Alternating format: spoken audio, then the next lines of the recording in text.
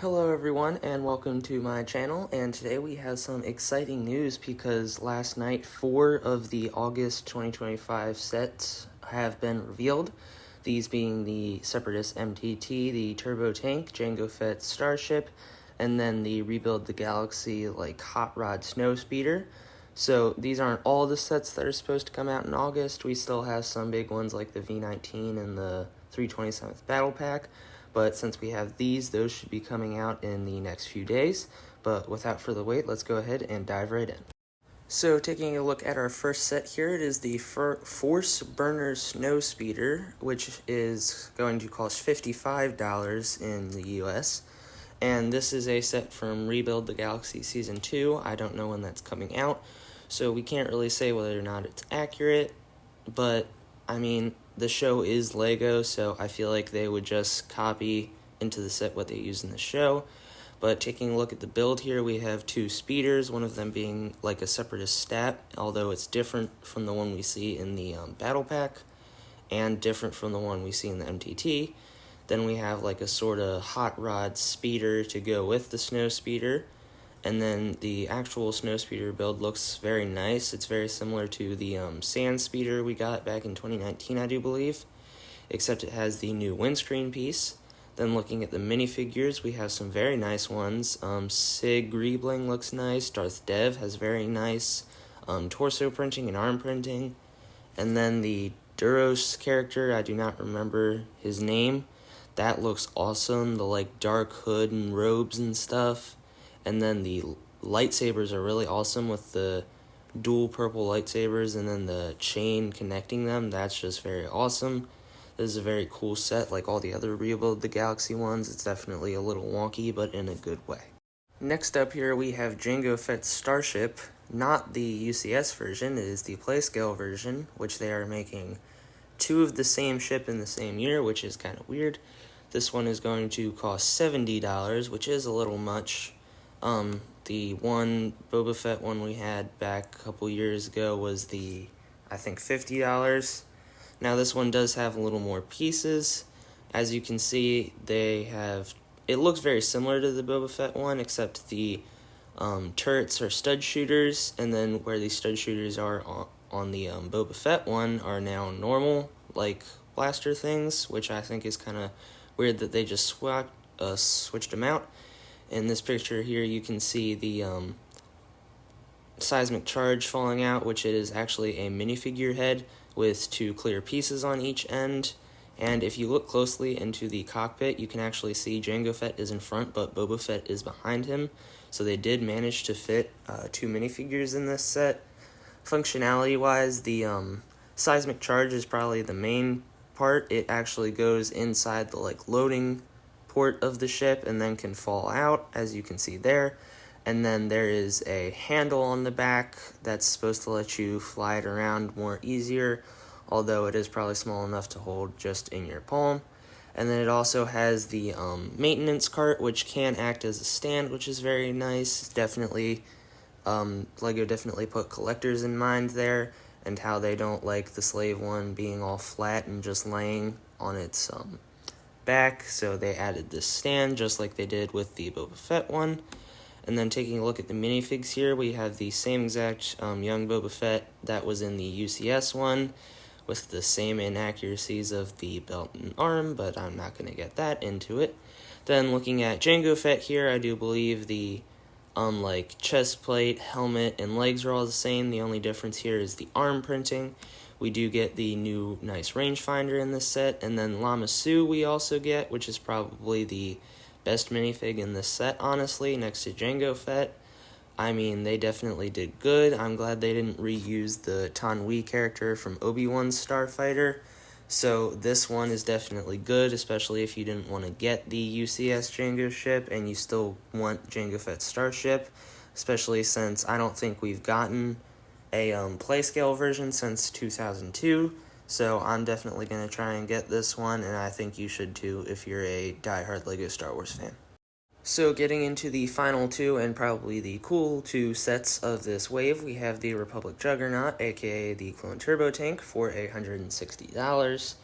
which is the same as the MTT price-wise, but I do not think it is scale-wise.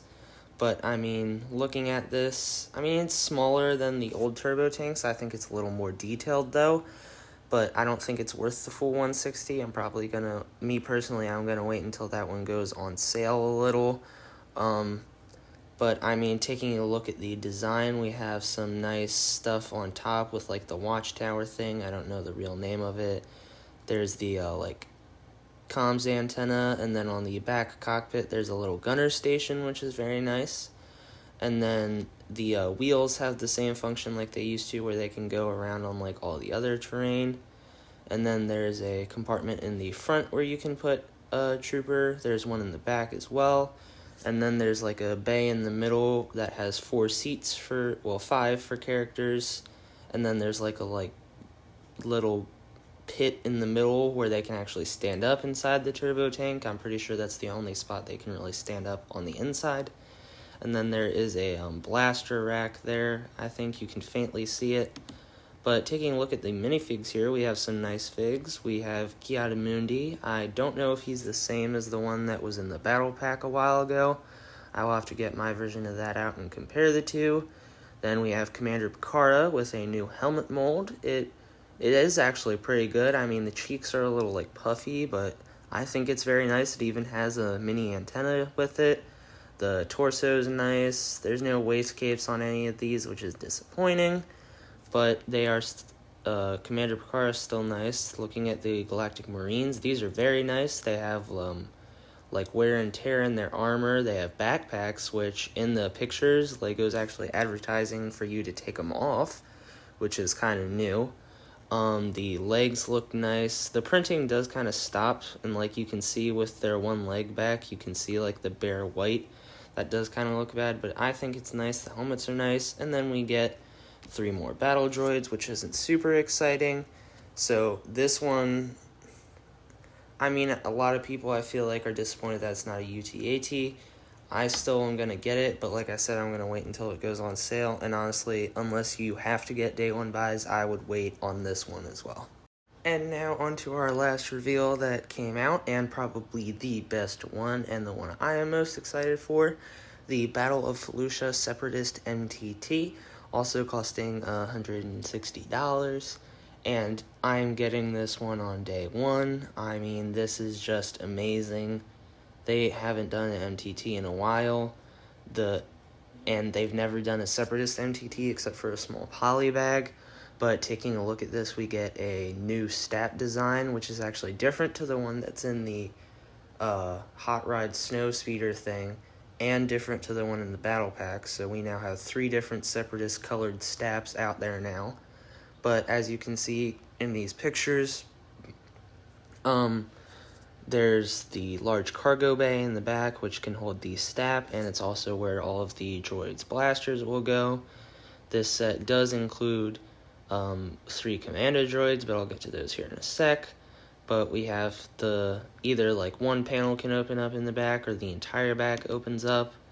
And then we have the like little rotating piece at the top, which allows the droid carrier rack to pop out. And then the droid pilot can actually sit inside of the cockpit part if you take off that top piece. And then looking at the minifigs here, we have an amazing lineup here. It is a total of 12 minifigs, which I think is the most we've gotten in a set in a while. But most of them are battle droids, which aren't really worth that much. But we get a new Alea Sakura character. There's not really that many differences to the old one. I saw a side-by-side, and the only major difference is her, like, Jedi robes and clothes and stuff are like a darker brown than the last one, and then her lips are a different color, which I don't think that matters that much. Then we have Commander Bly, which looks amazing. He has the nice clone blaster with like the end. I personally think those are amazing. It really shows like the cool clone blaster rifle. He has the macro binoculars, his helmet's different, his torso is different, I'm pretty sure, and he gets the nice plastic pauldron. He just really looks amazing. Then we have a pilot battle droid, and I'm pretty sure the only time we saw this updated one was in the May the 4th promo last year. Then 6 normal battle droids, and then 3 commando droids, which we have not seen since, I believe, 2012.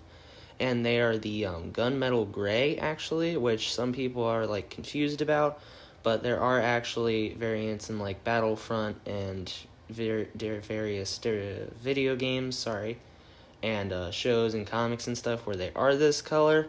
And plus, it's just nice to get this variant. I honestly think they look better that way. And if you look in the show, they're like in between brown and gray, so I don't really think LEGO messed up.